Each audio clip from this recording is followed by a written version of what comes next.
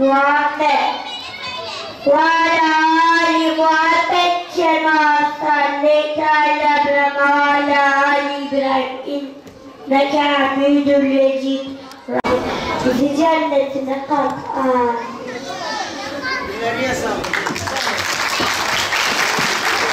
Kelime-i şehadet. Elinde ne var? Hayır ve kitap. Dizinde ne var? Hayır ve hürmet. Rabbin kim? Rabbim Allah. Dinim İslam, kıblem Kabe, kitabım Kur'an, peygamberim Hazreti Muhammed sallallahu aleyhi ve sellem.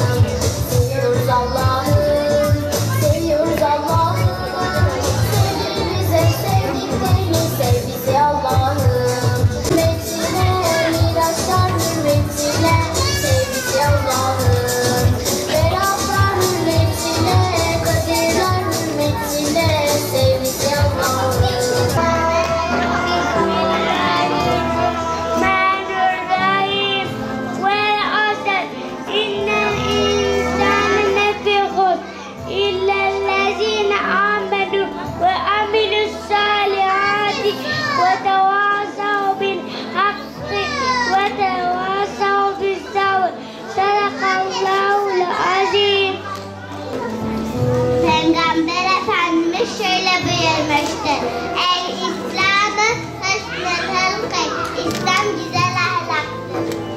Allahu Ekber, Allahu Ekber, La ilahe illallah, Allahu Ekber, Allahu Ekber ve lillahil hamd. Sallallahu ala Muhammed, sallallahu aleyhi ve sellem, sallallahu ala Muhammed, sallallahu aleyhi ve sellem. Şimdi bizim bu yıl sonu etkinliği ile ilgili şöyle söyleyebilirim. Biz normalde Eylül ayında eğitimimize başlıyoruz. Haziran ayında da eğitimlerimizi bitiriyoruz. 9 aylık bir eğitimimiz oluyor. Değerler eğitiminin yanında bir de anaokulu eğitimlerini de veriyoruz çocuklarımıza.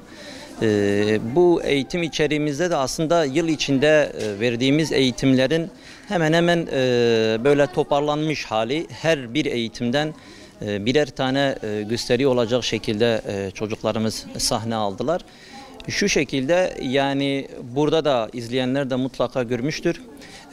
Öncelikle erdemli çocuklar için topluma faydalı bir birey, bir çocuk nasıl olması gerektiğine dair biz daha çok bu alana odaklanıyoruz. Bununla beraber tabii etkinlikler, oyunlar falan da oluyor bizim eğitimlerimizin içinde. Bugün de işte yılın sonunda 9 aydır aldıkları eğitimin bir gösterimi olacak şekilde, temsilen her bir eğitimden bir sahne olacak şekilde gösterimlerimizi yaptık. Siz de gördünüz zaten, salon da gayet coşkuluydu. Tüm velilerimiz gelmişti, akrabaları gelmişti. Biz davetiye basmamamıza rağmen bu etkinliklerimizde salonlarımız hep doluyordur. Ve çocuklarımız giyinimleriyle, söylemleriyle, duruşlarıyla zaten bir mesaj veriyor salona. Amacımız da o ve biz her yıl dediğim gibi Haziran ayında bu etkinliğimizi yapıyoruz. Aslında bizim şu an aldığımız yaş grubu 4-6 yaş grubu. Fakat bizim hedefimiz 3'tür. Şu an bilimsel olarak artık 3 yaşından sonra çocukların dışarıdan, sosyal ortamlardan eğitim alabilecek düzeyde oldukları tespit edilmiştir. Bu kanıya varılmıştır. Biz aslında 3 yaş grubuna da inmeyi düşünüyoruz. Ama şu an 4-6 yaş grubudur. 4-6 yaş grubundaki çocukların katıldığı bir eğitimdir. 9 aylık bir eğitimdir. Genel olarak öyle, ama şu an bu çocuklarla ilgili tabii farklı planlarımız, etkinliklerimiz var.